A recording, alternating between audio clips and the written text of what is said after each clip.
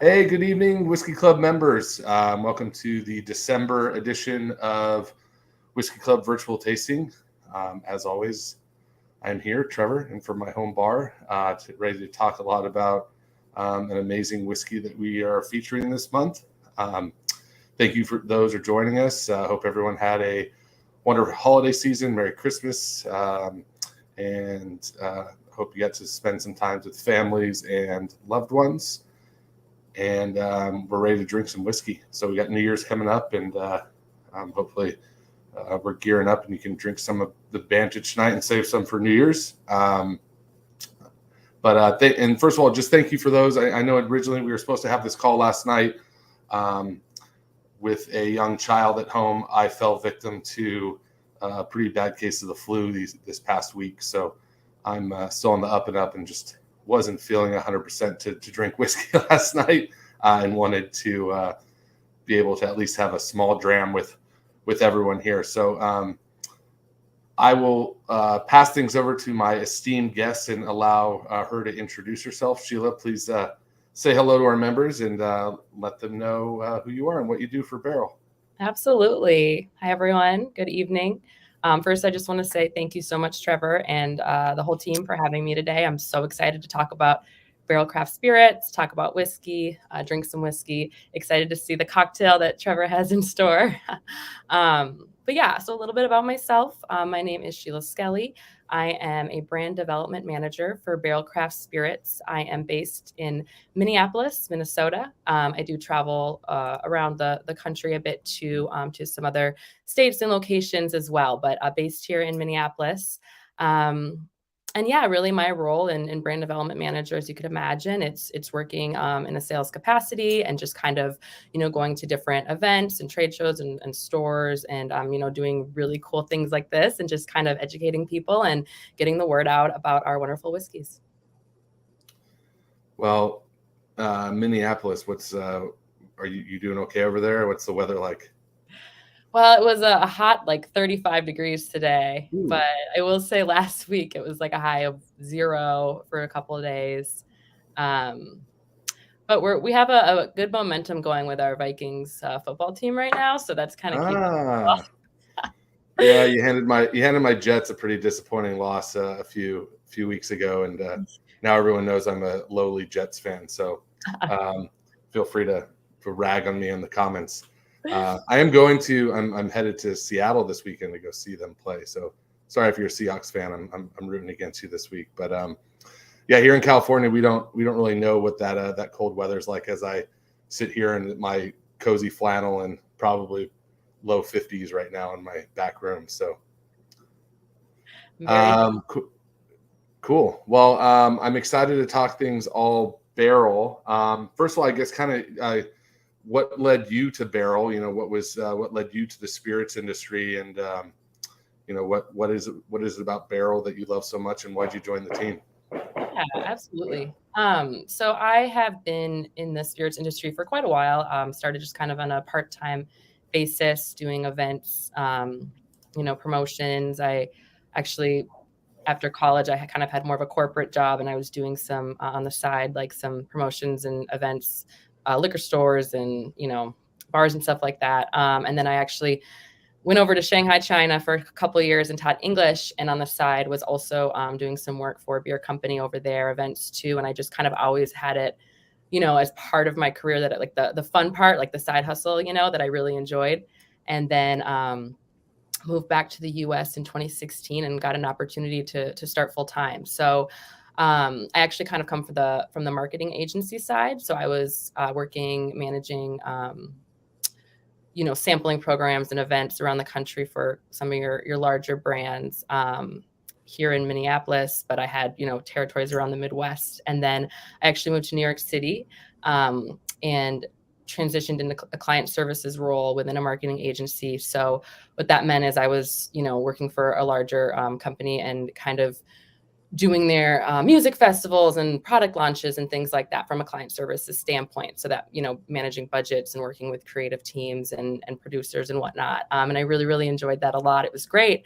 But I wanted to be more in front of people, more on the sales side, more in the accounts. I was definitely behind a computer, like I said, managing budgets, making PowerPoints, Excel documents, leading like a bunch of meetings a day. And it was great. It was just that I was managing people that were out in the market doing what I wanted to be doing, if that makes sense.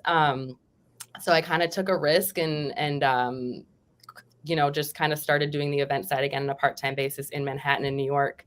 And then I got an opportunity to work full-time on the supplier side in a sales capacity for a different company, a smaller tequila company actually in New York. And then COVID happened. So I moved back to Minneapolis, and for a while I was working for a distributor, which was wonderful. I loved it. But someone reached out to me about the role at Barrel, and I've always loved whiskey, and I really liked the idea of, a smaller company. Barrel is definitely not a startup. We'll get to that. It's over 10 years of the company, but I wanted to be, back in a sales role, working directly for the company, because I find that when I was working directly for a company, I have more input on things. And that's so true. I mean, our founder, Joe Beatrice, I can email him. And, when I go to Louisville, we have dinners and I'm sitting right across from him and talking about the company and what's to come and what's next. And I just really, really like that idea, versus sometimes in the larger companies, you have to go through several layers to kind of get anything done. And that, everything has its pros and cons, but I absolutely love working for Barrel. And I'm really excited to see what the future holds too. Awesome. Well, Barrel's a great company, and I think you made a great choice, especially, we're biased over here, but, we love the whiskey too. So we're excited. I did fail to mention, sorry, probably still a bit of a foggy brain on my end, but we do have some great prizes to give away tonight that, Barrel has been so kind to provide for us. So as always, comments and questions are highly encouraged. Put those, if you're watching on Facebook or you're watching on YouTube, wherever you're watching from, just make sure you're logged into an account that his name is associated with your membership. And if it's not, just make sure you put your name in there. And we will ask some great questions. So the prizes we have to give away tonight, second place will get a Barrel Craft kind of swag bag, just with some cool items, some merchandise from Barrel. And then the first place winner will get a bottle of the Barrel Craft New Year's, this year's release, which I think, Sheila's grabbing a bottle to show off. So super exciting, amazing bottle, as well as that swag bag as well. So first place we get the New Year's bottle and the swag, and then the second place person will get the just the swag bag, but I'm sure it's great. Cool. Well, we have featured Barrel before, Sheila, but we do have, quite a few members since we did our last feature with Barrel. So if you could give us some history of, just history of Barrel Craft in general, where it started and where we're at today, and kind of the inspiration behind the brand. Yeah, absolutely. I'm happy to kind of talk. I want to speak a little bit about, some of the main points about the brand, and then kind of go over the history and how it started out. So first and foremost, here in the US, we are the original independent blenders, and a few things that we, really are passionate about is transparency. So being very transparent. To be clear, we are not distillers. So we are blenders. We actually source whiskey from over 70 different producers and suppliers around the world, predominantly Indiana, Kentucky, and Tennessee. A couple other points is that everything is cask strength. So we are really passionate about, whiskey in its purest form. Our founder, Joe Beatrice, got the opportunity to drink straight out of a barrel, and he really wanted to be able to make sure other people have that opportunity. So kind of getting to where it all started, right? So Joe Beatrice, our founder, he actually comes from an advertising and tech background. So he, in the 80s, 90s, early 2000s too, he was working in advertising and also working in tech in New York. And a lot of his clients were larger spirits companies and people that he worked with. So he definitely, was kind of in the mix as well, kind of had a lot of knowledge about the industry, but he was definitely in a full different industry with the advertising and with the tech. He was living in New York, and he went to Kentucky and Louisville, and really fell in love with the city right away. He really loved it, and just kind of that was kind of on the back of his mind. Another thing about Joe is that he has been brewing beer for a long time too. So definitely very passionate about brewing his own beer, and also he was always really into cooking. So when you kind of think about Barrell, that we'll get to, but like the ingredients, it's interesting that he, as well as another blender, Nick Christensen, I'll get into her kind of background too, but they've always been very passionate about cooking, and so that's something that I think is kind of neat. But anyway, so Joe Beatrice and his wife Janet Beatrice, about 2010, they were actually at a distillery in upstate New York, and they did a distillery tour, and it's pretty cool. He actually still has the ticket from that tour on his desk to this day at the offices in Louisville. But on the tour, he really enjoyed it, and kind of was. Are you allowed to say what distillery it is or no? Yeah, Hudson Distillery. Yeah, in Okay. Westchester. Yeah. So he was. He kind of was getting to a point where, he loved that. And he's like, this is what I want to do. I want to launch a whiskey. And Janet, who actually is our chief administrative officer now. So she's involved in the day-to-day, get emails from her and correspond with her weekly as well, which is really cool. So they were together, and he had this thought, like, this is what I want to do. So they took a step back and did some market research for a few years, and just kind of decided that they don't want to open a distillery, at least not right away. Right. They thought sourcing whiskey in other parts of the world had been, really popular and something that people were doing. But here in the US, we definitely didn't see that as much in, 2010, 2013. So yeah, and if you did, it was frowned upon for pretty much at that time. Yeah, people like, what, single barrel or bust or something, I guess. But yeah, it was definitely, now obviously you see it all over, but back then that was not the consensus. So 2013, founded the company, and then the first release was in 2014. So that's Joe Beatrice, our founder. Then I want to talk about another person on our blending team, which is compiled of 3 people, and then a 4th person contributes as well. So Joe Beatrice, our founder, Trip Stimson. So a little bit of background about Trip. He is a chief whiskey scientist. So he actually okay, let me see if I can get this right. Biochemistry and molecular biology. I think those were 2 majors, something like that. Don't quote me on that. But whiskey scientist sounds a lot better. Those were his majors. Well, I guess it depends on what crowd you're in. If he's around other microbiologists, I don't know if he'd get grief for whiskey scientists, but we're cool with whiskey scientists. It's pretty cool, right? Yeah. So he actually worked for a large whiskey company out of college for almost 10 years, Brown-Forman. And after that, he started consulting.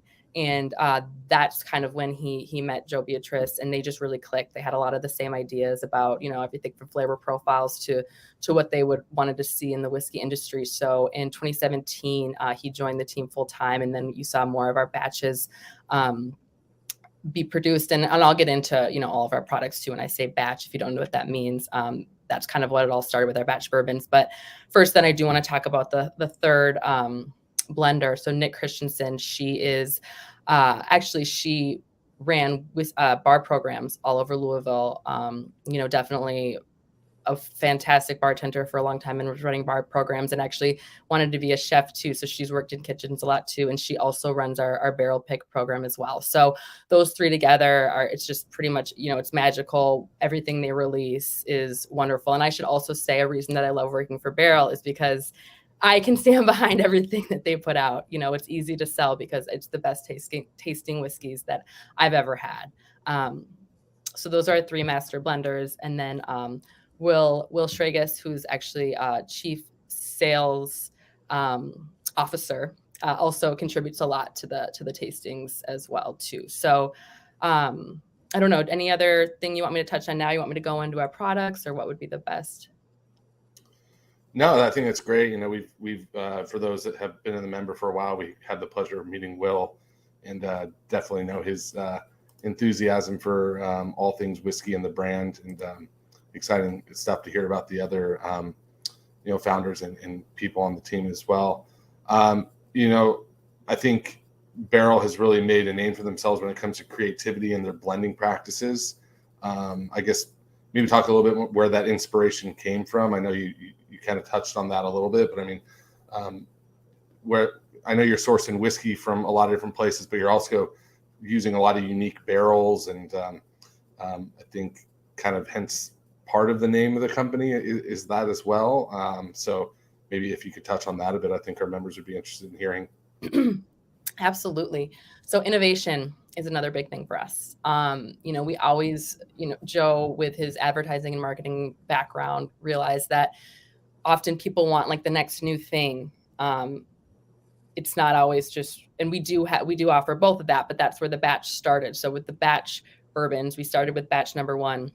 We're actually up to batch 33 now, which I have this here. And what these are blends of, they really vary. But for example, batch 33, what we're on now is a blend of bourbons from Indiana, Kentucky, and Tennessee, aged 5, 6, 7, and 9 years. And once those are gone, we're never going to recreate that flavor profile. And that's how it's been from the start, from batch 1. So, the blending team are in Louisville, and it's really cool to see when you go there in the tasting room, and they're writing with marker on the glass table the different notes and putting it together and really working together and figuring out what they want the next batch to taste like and whatnot. So to your point there, once it's gone, it's gone. We never recreate these blends, but it's something that that's how it all started with this batch bourbon at batch number 1. And then it kind of evolved to our evergreen line, which actually started with Dovetail. So that's when we decided to do the unique finishes on the whiskeys. So we have Vantage being the 4th, now 3 whiskeys that all have 3 unique finishes. So for example, Seagrass, Dovetail, Vantage, and our beautiful Armida. Oh, that's Armida. That's right. So that's got the Sicilian, Amaro, the pear brandy, and then the rum finish as well.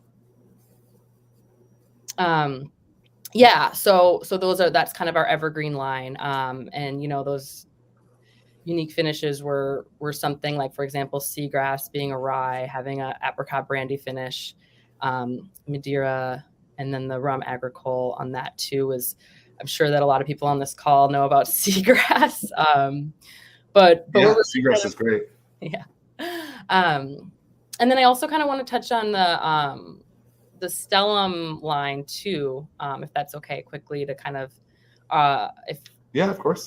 Great. So we have our barrel line, and then we have Stellum as well. So with our Stellum line, we wanted to kind of have a offering that was just classic elevated American bourbons and ryes. You always know what you're going to get. So for example, in barrel, it has like these unique finishes on the evergreen line with the Stellum Originals, the rye and the bourbon. It's always going to be a blend of bourbon and rye, on the bourbon, on the rye from Indiana, Kentucky, and Tennessee. The proof doesn't change. Still going to be cask strength. Still going to be a blend from the blending team that we spoke about. Up to 16 years aged on the bourbon and up to 10 on the rye. So it's really great. And those bottles, I'm sure that a lot of you have seen them, but if you haven't, the Stellum blends are also going to be the same, the same company and the same blending team. And then quickly, I do just want to talk about some of our higher marks. So we have the evergreen line, the batch bourbon, and then we do barrel picks with people all over the country as well, where people can get their own, purchase their own barrel. And then we also have our gray line, which we do in Dovetail, in bourbon, and in Seagrass, which is just kind of the next step up, elevated from the originals. And then we also have our gold line too. And these will come in boxes at the store. So that's kind of like holistic, like all of our different products. But yeah.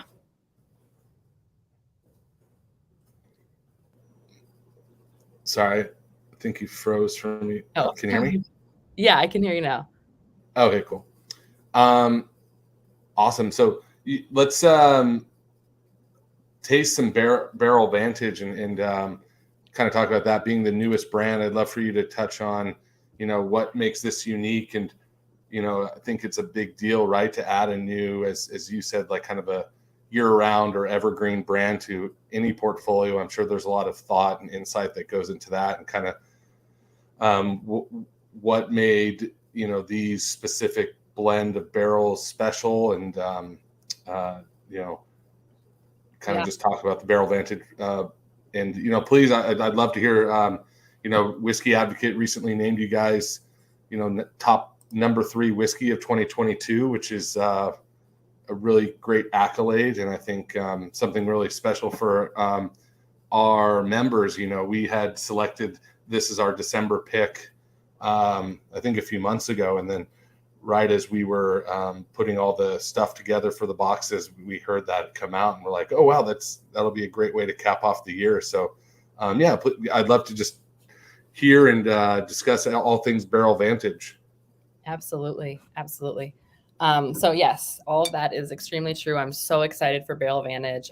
Just a couple facts about Barrel Vantage specifically. So we launched Barrel in September 2022, and since then we've sold over 10 cases. So in 4 months, it's definitely been our fastest growing product, and that the accolade and the press and everything definitely doesn't hurt, but it's really exciting for us. I really can't wait to see what it does next year. So it is a bourbon, and as you know, bourbon is definitely one of the fastest growing categories too.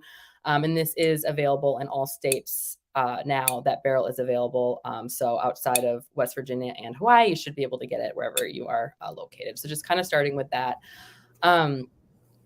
So being, the first independent blenders in the US as we are, we really were able to kind of figure out what works, and with 10 years of experience now, what works well and what doesn't. So we took that expertise, and that's kind of like our vantage point on the blending, on the industry, on the unique finishes is first of all, why it's called Vantage. So we've actually been working on this project for a couple years. In mid 2020, we started putting down the barrels for this, and kind of we didn't have an end goal yet. Like, we didn't say we want it to taste exactly like this, or we didn't have a name for it yet, because Joe will kind of tell you a story about how when he was trying to get to brew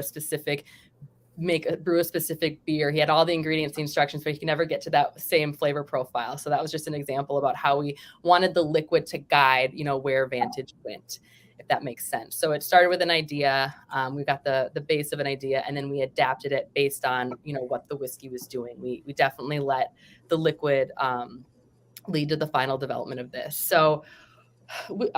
So Vantage is going to be a blend of bourbons from Indiana, Kentucky, and Tennessee with 3 unique finishes. But on the other 3, for example, rum is definitely always going to be one of the finishes. But in this one, we really focused on the oak. So you've got French oak, American toasted oak, and then Mizunara oak are the 3 finishes on this one. 114.44 proof on the first bottling of this as well. And a kind of fun fact about our evergreen line, if you don't know, in the corner here, it's really hard to see. It's small, but you can see which bottling of the whiskey it is. So this is the first bottle. Yeah. Can you see the one? Mine says 2. Oh, really? Oh my gosh. Well, great. You're on the second bottling. Yeah. Minnesota, we're on the first bottling. So yeah, mine is 114.44 proof. What is the proof of 115.88. So we depending on who you talk to, I guess we kind of lucked out a little bit, but, having almost 2 full proofs higher. Yeah, absolutely. But that's kind of cool, like you stated, every release is a different proof, because of the focus on cask strength, which I think is really rad. Can you talk to us a little bit about like the different types of barrels? I'm going to probably butcher this. I don't really know much about Mizunara, or what that even is. Obviously, I know what French oak is and toasted American oak. Like, what is Mizunara? Yeah, absolutely. So Mizunara is going to be a Japanese whiskey, and again, Mizunara is an ingredient in this. So, like, to your point, the American toasted oak and the French oak too. But a Mizunara tree, for example, it's a huge, really windy tree, and in order to cut it down, it has to be at least 200 years old, and it's also super porous. So often you know, a lot of the liquid it doesn't make it, it spills out. So it's actually really, really expensive, the Mizunara barrels. But after World War II, there was a shortage of wood. And then the Mizunara trees were used for a lot of different things, for construction, for furniture and whatnot. And now, you know, now even more, people are using it for whiskey. So if it's going to be just a full Mizunara, it's going to be quite a bit more expensive than our Barrel Vantage, but we're lucky in that we can use it as an ingredient. So to kind of get into some So you flavor. said you're using it as an ingredient. Does that mean just the whiskey is rested? It's not aged in that barrel, or is the wood rested, like added to the barrel and rested on top of it? No, it is aged in that barrel. So I think Okay. it's anywhere from 2 to 12 months it would be aged. And so basically the bourbons are aged, or I'm sorry, finished, I should say, finished in the Mizunara. And So those are first use barrels, like. yeah, absolutely. Yeah. So all three are going to be virgin oak. So Okay. that's a great point. Yeah, that's definitely something that we like to point out. So they're finished in the Mizunara, and then the Mizunara, the French oak, and then the American oak bourbon finishes are all blended together. So that's where we really showcase our blending expertise. Is there like any special characteristics that the Mizunara wood adds to the flavor of the whiskey, or that Mizunara is known for? Yeah, absolutely. So it has some more tropical notes, some mango, coconut, and then some incense notes as well. And that really complements the French oak. You know, more traditionally, it's going to have more of like the coffee, the caramel, more rich notes. And then with the toasted American oak, you're going to get more marshmallow, butterscotch, more nutty and more creamy. So yeah, I'm happy to, if you want to let me know what you kind of get from it too. That's my first sip of liquor in a few days. Well, cheers.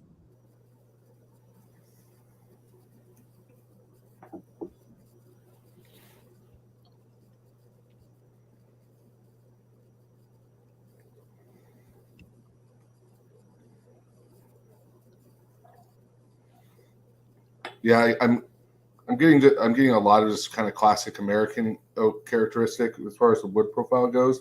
I think I'm getting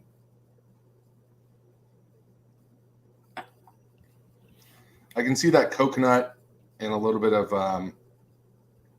like toasted coconut definitely on the front palate, and then it finishes off pretty a lot of baking spices for sure, nutmeg, a little bit of clove, and then I do get kind of this still that kind of like sweet butterscotch marshmallow thing going on. But sorry, I forgot to mention, as always, this is actually my first time tasting the whiskey. I'll be completely honest with you. We had heard great things about it, and kind of selected it just based off of feedback I had seen and heard from some respected people in the industry. And I'd love to hear from our members on things that they're tasting. You know, as I always say, like, you know, I may not be tasting something you're tasting, and then you say it, and then I'm like, oh yeah, I definitely get that. And you know, that goes the same for other members as well. So if you're tasting this, maybe it's your first time tasting or you've had it before, feel free to chime in with your thoughts. I mean, I'm sure it'll evolve for me as I let it open up a little bit.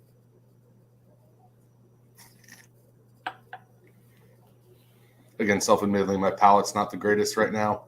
I'm just getting over a little bit of sickness. So, Sheila, you want to maybe talk about some tasting notes that you get? Yeah, absolutely.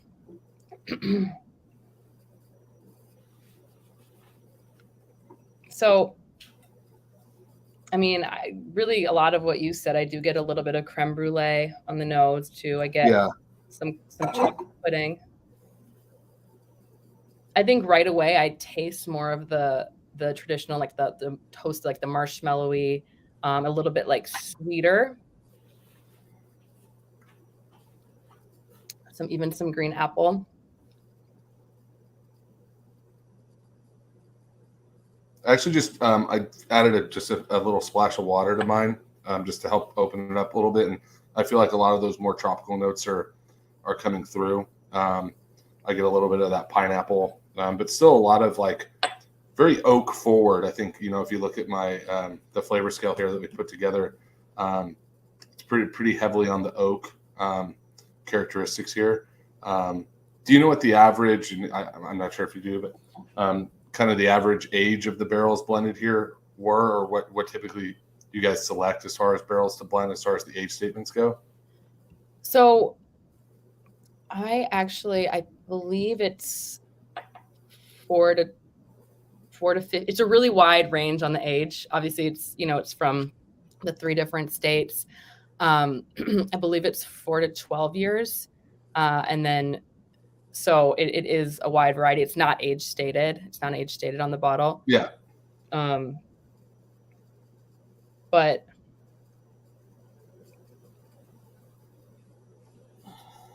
I do get some of that spiciness at the end too, but not in like an intrusive way. I don't know. I'm excited too to continue to kind of explore this whiskey. Like I said, it was launched in September. I've showcased it in 5 different states and gotten such great feedback on it. And obviously the sales have been great, the accolades and the press and whatnot too. But I feel like every time I sip it, I experiencing something different. And it's like you said, just adding the water opens it up, letting it rest a little bit too. Yeah, I'm getting that nice pop of ginger at the end, I think is really good. And when I saw that in the tasting notes that you guys provided, kind of inspired this, why we chose it for December. As every December in our restaurants, we do our gingerbread man old fashioned, and this is the second year we featured it in the club. And then last year we didn't provide the syrup for everyone this year. I know some people were a little bit disappointed, but we did provide you the recipe for the syrup, which is the first time we have ever released the recipe for our gingerbread syrup for that cocktail. And I've been asked for it many, many, many times. And we decided to provide it to our members. So that's the first time we've ever shared that recipe. And hopefully you were able to make some at home. I know it's the holiday season, and if you make that, you can use that recipe for a lot of different things other than just making a great old fashioned. It's great on waffles. It's anything you'd use a syrup for. I highly recommend. But I'm gonna make that cocktail now, and with the Barrel Vantage, it's going to be a bit boozier than what we make in the restaurants, just with the higher proof. And then I'm sorry, Trevor, really quick. It's actually 5 to 16 years is the age range on this. Oh, right. And then 2 to 12 months. It was finished with the Mizunara, the American Toasted Oak, or the French Oak. So that's the range there. So our recipe does call for 2 ounces of the Barrel Vantage. I'm just going to do a little bit less, just because, again, trying to take it a little bit easier tonight. A couple dashes of our Angostura bitters, a couple dashes of chocolate bitters,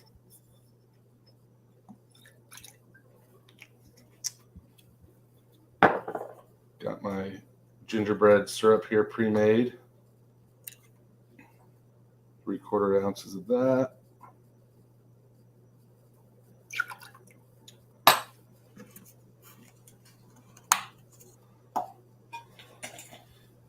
Add some ice. And again, if you're not making this with us, I highly recommend finding some time during this holiday season to enjoy one of these. Our guests every year love it. And, if you don't want to make one at home, you can go to one of the Eureka restaurants and order one. And while we don't have Barrel Vantage on the back bar just yet, you can order it with Seagrass or any whiskey of your choice.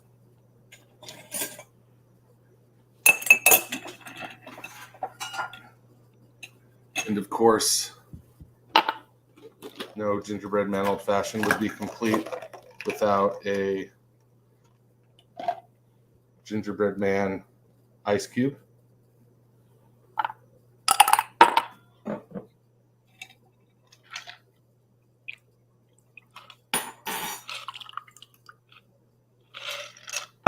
and some candied ginger on top. So my gingerbread man is taking a bath in a delicious gingerbread man old fashioned.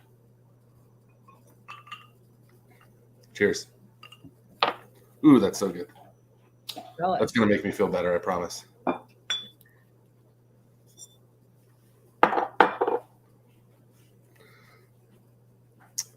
Yeah, someone said, "Oh, I forgot we had if you had the gingerbread man trays from last year, you can make your own gingerbread ice cubes this year as well." So I guess my last question for you before we move into our Q&A section here is kind of, what's next for Barrel? I know this is your latest venture with Vantage, and I'm sure you guys have some more exciting things up your sleeves. You guys are, yeah. As well as your whiskeys, you're being known for your delicious rums as well. Like what else is in the future that you can share with us? Totally. So a lot of stuff in the future, and we can't speak about it, obviously, a lot of different things, but you can expect a lot of really fun things for next we year. Won't tell anybody. I don't know if you've seen our Stellum specialty blends. Those are really exciting. We've come out with 3 last year with the Stellum Black line, which is really exciting. So we'll continue to do the Stellum specialty releases. You can expect batch 34 early next year too. But otherwise, there's really a lot of great stuff, that will be happening next year. Something though that is really exciting is we actually we purchased a larger facility too. So currently our facility has 3 bottling lines, and the new one will have more. So we'll just be able to really, larger production, increased production. And there's a lot of fun stuff coming out, with that capabilities, which will be great. Cause right now plans to do like a tasting room or something, that people can visit. Cause I know last time I was in Kentucky, I wasn't able to get down there, but I think people would love to see some type of, visitor center or, I'm just curious. I'm not trying to put any pressure on you. Sorry, Sheila. No, totally. I was actually able to tour the space. It's a huge space. There's definitely going to be a lot of different components to it, but I'm not quite clear on what that looks like. Obviously, not being at a distillery, I don't imagine that we'll have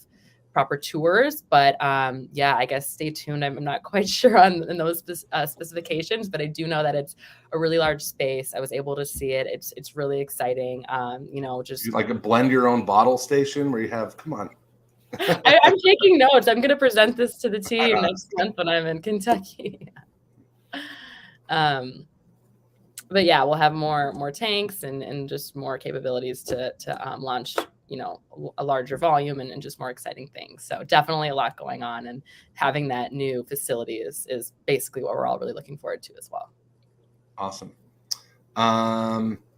Cool. Well, I think we'll move into our Q&A session here, and got a lot of great questions coming through. So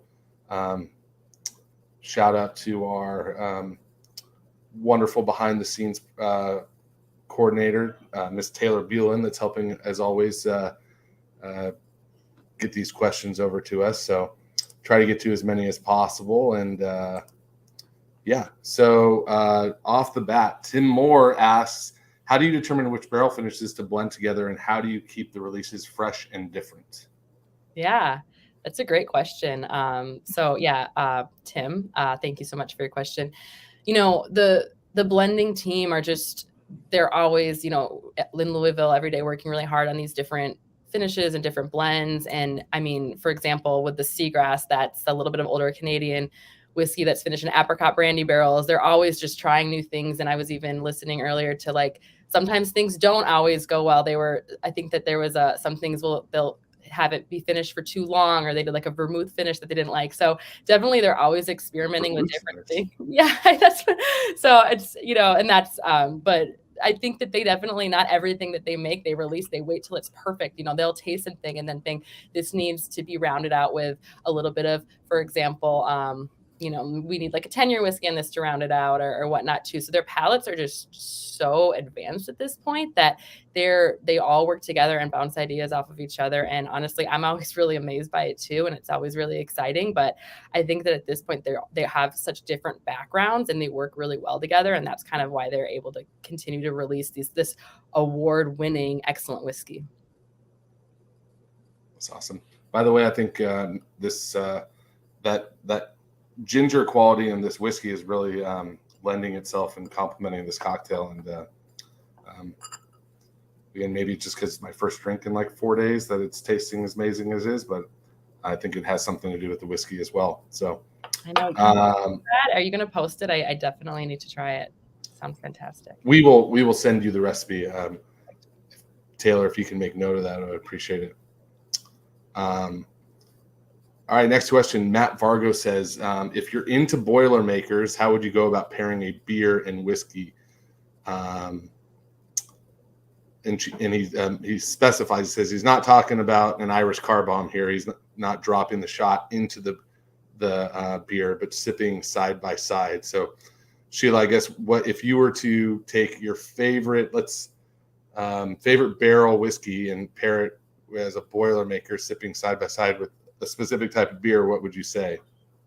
Oh my goodness. I mean, I drink it with all kinds of beer, I guess. I haven't really thought about that. That's a great question. And honestly, I think I would try dropping the shot in the beer. I don't see why not. I don't know. I mean, Sheila's here to party, I guess. It's interesting. We have like an internal discussion in the company a lot about like sour beers and I do like sour beers. So maybe it'd be kind of fun to do like a more fruit forward sour beer, with like let's say like a raspberry or something. And then with our seagrass with the apricot brandy, or even with the fruit finish with the pear brandy on the Armida for the fruits to kind of play off each other.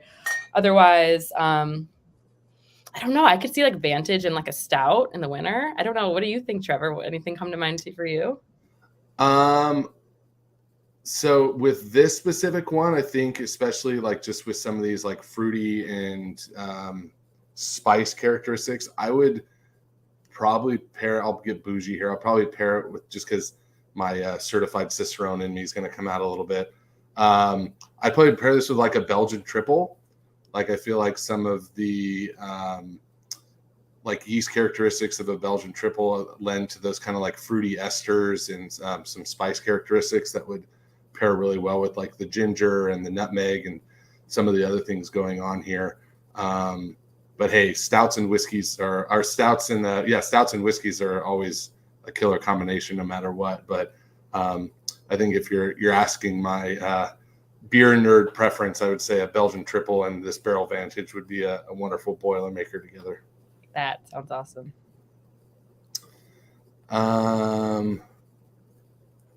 Let's see here. Moving on to the next question. So Jordan Racy asks, is there a flavor profile / proof direction that Joe wants to take with each batch before sourcing starts? Or do the batches kind of develop their own path based on what is available for the blending? So I think it's a combination. I think that definitely the batches develop their own path. I think that it's a lot of, taking a look at what we do have and starting to kind of see what goes well together. And then maybe because like I mentioned, the blenders' palates are so advanced in their expertise in this kind of, if there is something that they realize that maybe would round it out is finding that. But I think that definitely the liquid definitely guides a lot of, the direction. And when things are done, they're done. Like, for example, each batch, they don't say like it needs to be XYZ amount of cases. We don't need this quantity. They vary greatly with how many cases for each batch, because when they're ready to go, they're ready to go. So I think that's something that's really cool too, that the blending team does. Yeah, I think that's smart. I think when you're making anything, like, especially when it comes to, in my experience with blending or what I can relate it to is we do a lot of project with breweries where we'll take whiskey barrels and then we'll age beer in them. And then oftentimes the breweries will ask, well, what adjuncts do you want to put in?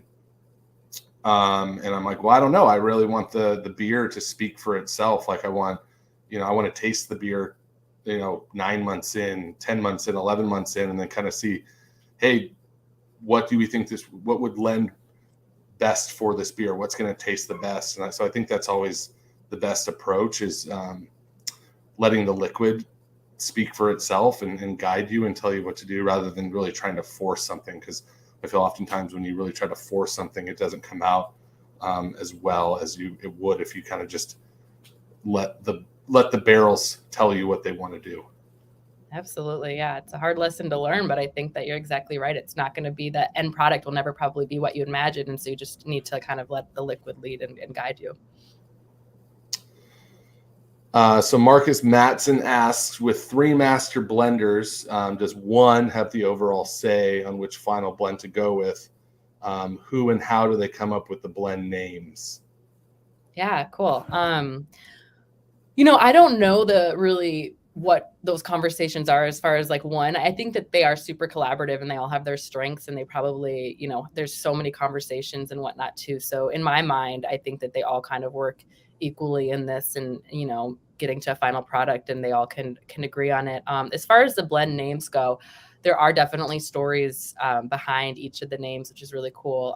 Obviously the batches are going to be numbers, but they definitely take a lot of thought and are careful, and different people's input with each name, and definitely go through some different options and things too. So for example, Dovetail, that's been out for 4 years now. In woodworking, a dovetail is like when things fit together perfectly. So think of blending where you don't need any screws or anything like that. The pieces fit together just like a blend. So that was really cool. Seagrass kind of in our founder, and then Will evoked being in the water and seeing the grass and the ocean. And actually seagrass is what's in the ocean, but we are able to give some money back to the Ocean Foundation with that. So that kind of evokes the memory with being on the water and whatnot, growing up, especially for them. Armida is going to be our founder's grandma's name, so that's really special. With that. Oh wow. Yeah, with that pear brandy finish, I think she would make very beautiful like pear desserts growing up too. So that's the story there. And then I also touched on Vantage, but really just after 10 years, are kind of our vantage point as blenders, focusing on the oak this time and just coming out with something that is this delicious. So definitely the names have stories, which I think is really cool. Well, I can tell you this much from an internal perspective. When creating something, oftentimes the hardest thing to do is come up with the name. And there's a lot of differing opinions and passionate people when it comes to coming up with names, especially those that create the product. So sometimes that could be the hardest part. And a lot of names have been used, from XYZ years ago and whatnot too. So it's also maybe sometimes. Well, you have to worry about a little more than us when we're coming up with like cocktail names and stuff like that. We don't have to worry about the TTB and things like that when we come up with names. All right, a couple more questions here. So Matt Archer asks, with sourcing spirits internally, is there another source country that everyone is excited about? Yeah, so we definitely, predominantly source within the U.S. Indiana, Kentucky, Tennessee are a lot. But for example, in the New Year bourbon, there's actually going to be whiskey in this from 8 different states, which is really exciting. As far as other countries go, we definitely use a lot of, Canadian whiskey. We actually use Polish whiskey in some of our wow, products. Really? Yeah, so our Infinite Barrel project, I could talk about this all day. It's a really cool super interesting. Yeah, so an infinity bottle at home, but we do this just on a really large scale. We do a few bottlings of this a year, but this actually has whiskey from 5 countries, so US, Canada, Poland, Ireland, and Scotland now. So it's got some peatiness in there. It's definitely a really cool project if you see it on the shelf or at if you're able to give it a shot. But yeah, so I'd say those are the 5 countries. I think that answers. We had another comment from Linda Archer, who I believe is Matt's mom. If you had any peated whiskeys or had any plans to do any peated whiskeys. Try out the Infinite, yeah. What was it? It's just called Infinite? Yeah, so Infinite Barrel Project. So, like having an infinity bottle at home where you have this much left of your whiskey. So like at home, we use my husband's grandma who had passed away, one of her old Scotch bottles, and we just pour a little bit of whiskey when we're getting really low on a bottle, and then we write down Oh, everything. so it's like the Solera method, but for whiskey bottles. A lot of similarities to that. Correct. So yeah, it's a really fun project. Actually, if you go on our website in general and our social media are great tools and resources for everything barrel and Stellum too.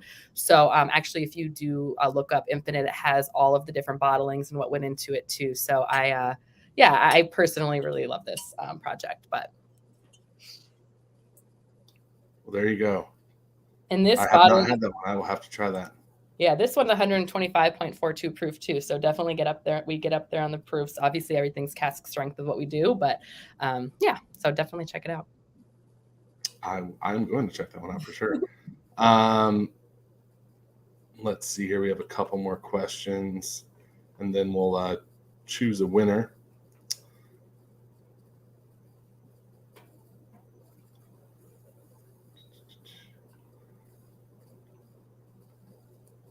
So Garrett Logan asks, Barrel's risk-taking seems encouraged with so many unique releases.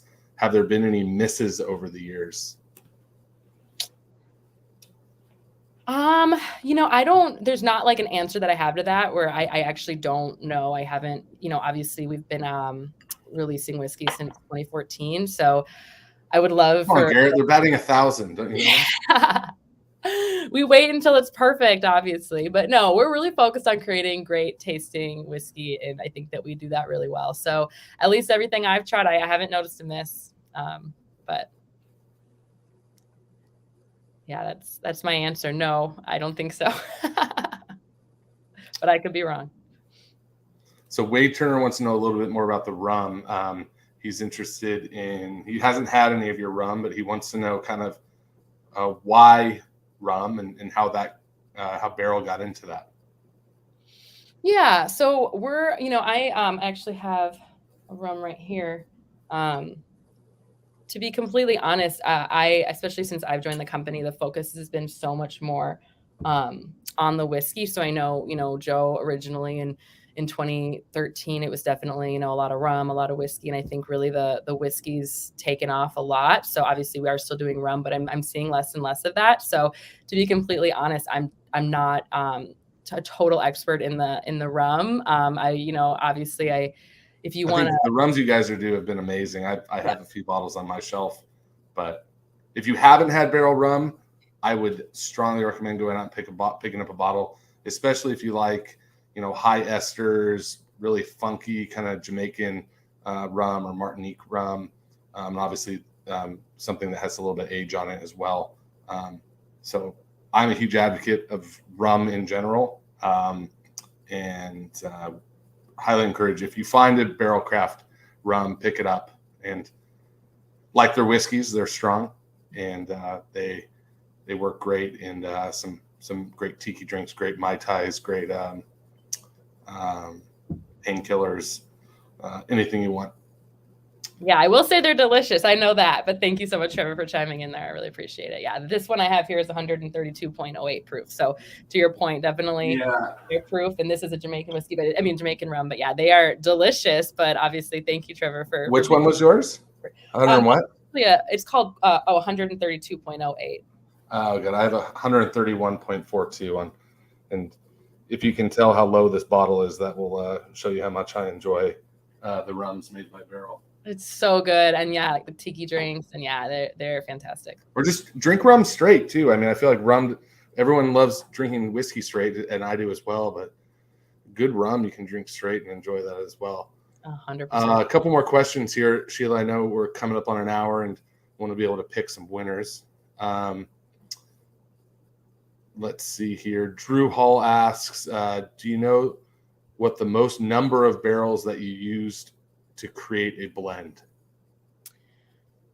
I don't have that number. I do know that our batch blends are usually between 4,000 to 6,000 cases that are 6-packs. but I don't unfortunately know, exactly what that equates to as far as the number of barrels. But I maybe I'm misinterpreting the question, and I guess maybe I'll ask a question just spurred on that question. Like, so with the Vantage, it's a blend of 3 different barrels, right? It's Mizunara, French, and American oak. Like, have you guys done a blend of, this is say 3 barrels that you used? Have you done a blend that uses more than that? I think that we've really focused on the 3 finishes for the Evergreen, but like our some of our batches have had whiskey from several different states too. They don't have unique finishes, but I mean, like, for example, there's 8 different states in the New Year bourbon. I guess I don't know exactly the most we've ever done, unfortunately. Oh, no worries. Cool. We'll do one more question, and then we'll pick some winners here. Alan, do my best here to pronounce your last name. Alan Boyance says, what is the next trend in finishes you possibly see on the horizon? I'm sure that our blending team is way in front of that, and I hope to have visibility to that when I go down there in Louisville. But I think that Vantage really, with the Mizunara finish, I think that was something that was, that we've been seeing and we'll see more and more. And I think as far as like a trend, for example, the first 3 all have a rum finish is one of the 3, which, typically is a really great way to finish out, blended finished whiskeys. But I think just really focusing on the oak, having them all be virgin barrels, and that Mizunara with, to your point, the American toasted oak and the French oak you're more used to. I personally think that was something really, new and exciting. And I guess we'll see what the blending team has in store, but I wouldn't doubt it's something really cool. Yes, one thing I've been seeing more recently is Amburana wood, which has a lot of like huge cigar notes and like Palo Santo, and which I've had 1 or 2 whiskeys finished in that. So I don't know, maybe tap Will or Joe on the shoulder, and I'm sure they're well aware of it. But I've seen that. It just what I've seen as far as trends of finishing whiskey. I think that's maybe something that's on the up and up. Yeah, I mean, I will say we do in our barrel pick program, we do our private release whiskeys with unique finishes. So, for example, we do Ruby Port, we do Pedro Jimenez, we do Oloroso Sherry. So not that that's like necessarily like new, but we do experiment with a lot of different finishes. I think there's over 55 finishes that we've done. Islay single malt Scotch cask on that. It's kind of, I think that they're always a Barbados rum finish is one too that we do in this program. So I wouldn't be surprised if, maybe some of these make their way into a blend, or there's much more that they're also experimenting with. Cool. Before we do picks for our questions here, I do kind of just want to tease some stuff coming out soon. I know we did our Stag Junior release and our E.H. Taylor release in December. We are planning on doing some more exclusive releases as soon as next month. We have some Four Roses picks that are coming up, a couple more rare character 95.5 rye picks coming out, a 1792 bottled and bond pick. All those will be additional items for sale on top of your memberships. So not features in the boxes, but bottles that will be made available for sale to our members. So, and maybe we'll have a barrel Amburana finished whiskey in the future. My mind's already churning. So, Sheila, as always, we do let our guests choose their favorite 2 questions of the night, and then I have the bad guy job of choosing number 1 and number 2, just so you don't have to feel guilty. But we'll kind of just run through these questions here really quick, and you tell me which one was your top 2 of the night, and then obviously which one was your favorite. So we have Tim Moore with, how How do you determine which barrel finishes to blend together? And how do you keep it fresh and different? We had Matt Vargo with a question about Boilermakers. Jordan Racy had a question about flavor profiles and proof that Joe takes, or the direction he takes, or letting the kind of liquid speak for itself. Marcus Matson had the question about, who has final say amongst the blending team. Matt Archer had the question about sourcing spirits internally, or in other countries that you're excited about sourcing from. Garrett Logan had the question about taking risks with unique releases and if there'd ever been kind of a miss. Wade Turner had the question about the rum. And then Drew Hall had the question about the number of barrels used to create a blend. And then Alan Boyance had the question about trends you possibly see on the horizon. So top 2 questions, and then I'll choose number 1 and number 2. Absolutely. I actually I get asked a lot, like, what would you make would you make this in a cocktail? But I've never been asked about the what beer you'd pair it with. So Matt Vargo, I thought that was pretty cool. And it's got me thinking too. So yeah, I thought that was interesting. And I like that. And then also I would say it was actually really fun for me to be able to kind of expand on the different names of the core, the evergreen products. So I think that was Marcus Matson. Oh yeah, who came up with the names? Yeah, because it was fun to talk about, Armida and Seagrass and Dovetail too. So cool. Well, I'm going to go with the Boilermaker question for my favorite question, because I thought that was a fun question, and let me talk about beer, which I like talking about a lot. So congratulations to Matt Vargo. You are going to get a bottle of Barrel New Year. I don't think we'll get it to you before the new year, but you'll have to enjoy it in the new year. And you'll also be getting that swag bag. And then Marcus Matson, you'll be getting that Barrel swag bag as well. So we'll be reaching out and kind of getting the best addresses for you and all that fun stuff. Sheila, it's been a pleasure. Thank you so much for joining us. Thank you for being so flexible with pushing the date back one day to accommodate my illness. And go out and try all the Barrel products. They're great products. We love it, and hope everyone has a great night. Yeah, thank you so much, Trevor. Thank you, everyone, for joining. I really enjoyed my time. So have a great New Year. Yeah, cheers.